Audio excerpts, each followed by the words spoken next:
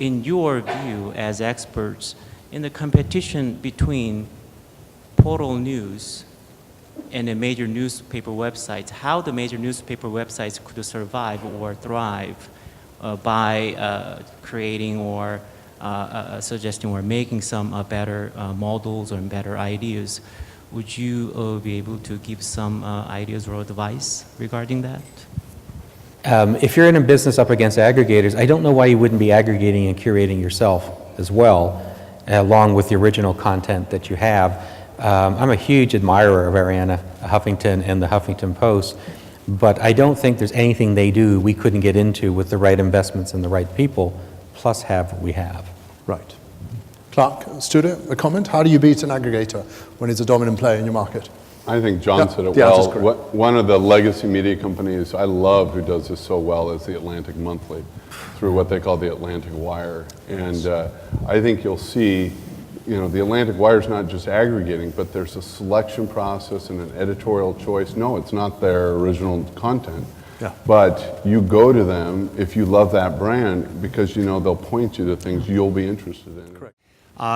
Clark, after your presentation and discussion of it, I have to say I'm still a little fuzzy on how you're defining e-commerce because some of the products that at least I think you were referring to would seem to be more along the lines of a different form of advertising. Could you address that? Yes. So when we talk about e-commerce, we have divided all of our products into what we call content products or marketplace products. So internally, we actually call it marketplace. And a marketplace is any place where an exchange of transactions is happening. Now, there are ad models at play inside of a marketplace. Fortunately or unfortunately for the industry, the value of an ad in a targeted marketplace is much higher than an ad over a generic news story. So if someone wants to, if we have an exchange going on with buyers and sellers of cars, or we have an exchange going on with buyers and sellers of homes, targeted advertising into those markets is actually as good or better than behavioral targets. And we'll often use those marketplaces to target people, and then we'll follow them around the site even when they're not in the marketplace and target them there as well. So when we talk about marketplace, some of it is a pay-per-click, pay-per-call, percentage revenue sold, etc. But it's also targeted advertising around the marketplace. So it is both, but it's a marketplace ecosystem, not a news content ecosystem. And we really have two different business models there. One is, if you exclude the e-commerce revenues, I'd like to understand what is the share of revenues you get out of digital versus the traditional. Yeah. And B is, if the print is still significant, you've shared a lot of insight in terms of how you... Say that second one again. If the print revenues are still significant, while you have shared a lot of insight in terms of what the changes you brought about to make a success on the digital platform, I'd like to understand is how are you keeping your print team motivated? Because what you explained is very sexy, and I'm sure, is this creating a certain turbulence in your organization that the print guys are feeling low and you're giving all the importance to all the digital guys? Great question. And I can respond, and then I'm sure our group has other thoughts. On us, if I took out, right now the e-commerce revenue is about a third of my business. We predict it will be over half by 2015. If you took that out, and we're a little bit complicated because we have a legacy TV, radio, and newspaper, so I actually have to add all of those revenues together. But if you took out the e-commerce, we would have about 20 to 25% of our revenue coming from digital right now. If you put in the e-commerce, it would be well over 30, 35. The question on structure, I remember, when I was at the Harvard Business School, Clay Christensen and I built a database of industries being disrupted. And the database had 120 industries and about 800 or 900 firms in it. Everyone thinks they can do this from inside the legacy organization. Everyone. I've never met anyone who doesn't. Turns out, empirically, only 9% of incumbents survive or grow in the face of a disruption. It's not a good batting average. But of the 9%, 100% of those had a different organization for the disruptive space, 100%. So it's not like a correlation coefficient, it's 1.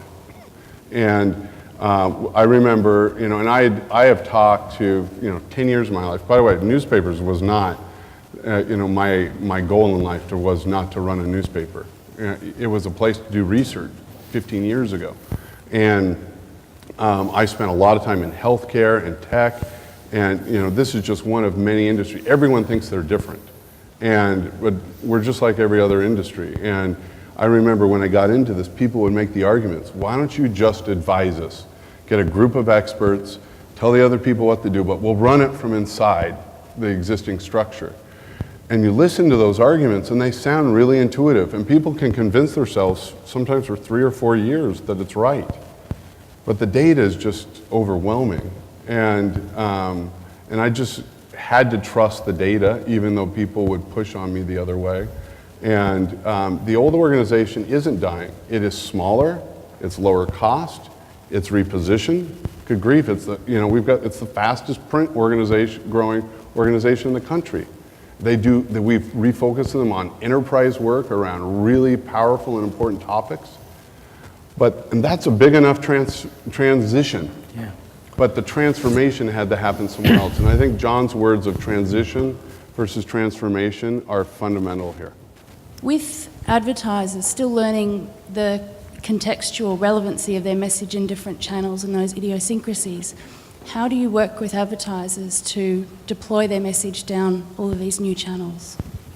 Oh, a question much better answered by Kirk McDonald than me, for sure, our head of sales.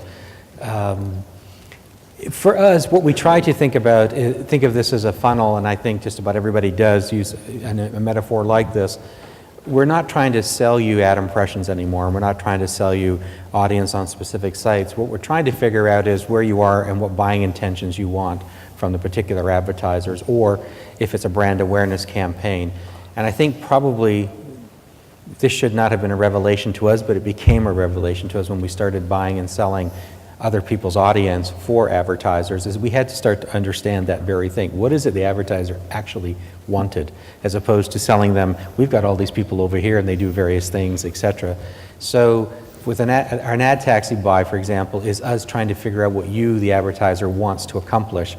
And we won't sell you all of it if it's not relevant. We'll sell you the parts of the funnel, if you will, from buying intentions, brand awareness, call to action, that sort of thing. That's been the hardest part for us to learn, and quite frankly, it's all staffed by new people because we don't know that stuff.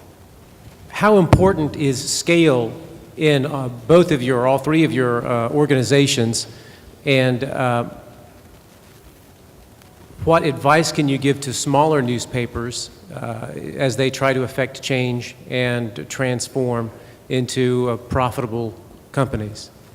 Let me begin with you, Sture, because you haven't said much so far. Do you think that your case could be scaled to perhaps national Swedish level, perhaps pan-European level?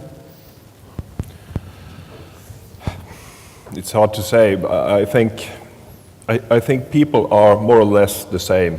If it's a big organization or if it's a smaller organization, they need to know where we are going, and we need to discuss that, and that's the same for a big organization. And then we, I think, have some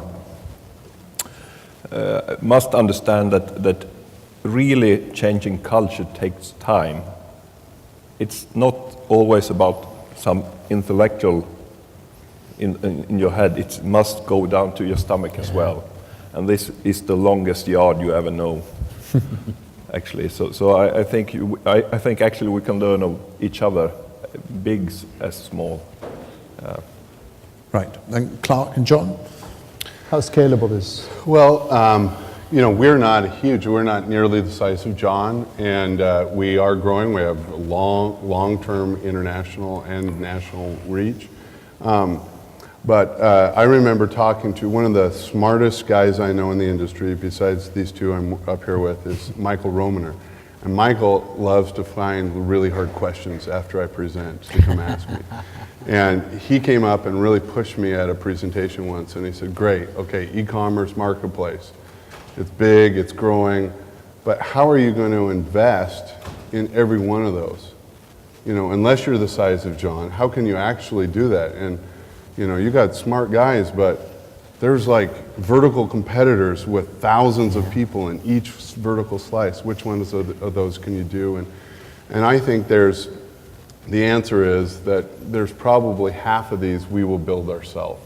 And we're an organization with 150 digital employees.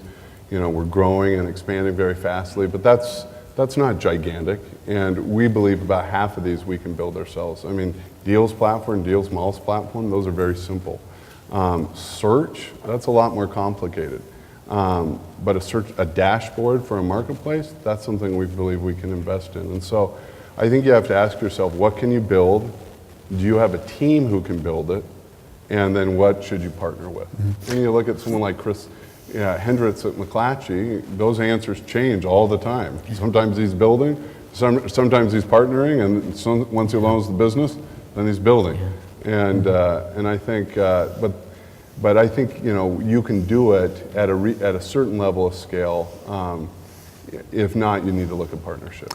Right, and John, you started, you end the session, and the question slightly reverse. How downscalable is your model? Because of course you take advantage of the volume across all these titles and the commonalities and sharing platforms. Sure. How downscalable is your approach to a smaller paper? Well, I think scale is both opportunistic and also clearly a challenge. And the opportunity at the large end of it, I think, is obvious to everyone. I think collectively, we just became the 6th largest newspaper online site in the country and 15th largest of all news sites in the country, so with Yahoo being number 1. So from a national advertising perspective, as you well know, you crack the top 10, you crack the top 5, you're in a different pipeline for RFP ads. And so that's an opportunity that just scale would give you. The challenge, I think, with scale as well is getting things done, in the sense that our collection that makes us as large as we are an awful lot of small newspapers who have to have that cultural change, have to think about their digital people out there making the sales as opposed to just the print people, because Clark's absolutely right. It's hard to wander around to a local dealership and explain column inches into something as complicated as CPM. And CPM is complicated to explain well. And so I think that I think it's harder. It's harder for us at the smaller end to get this done, and for one other reason as well, and that is investment. Investment's expensive. So when you do invest in a new platform or a new technology or a deals technology, it's nice to be able to scale it across multiple properties and get the advantage of building it once and using it many times. Right. John, Sture, Clark, gentlemen, thank you. Thank you very much. And just one message from Kylie.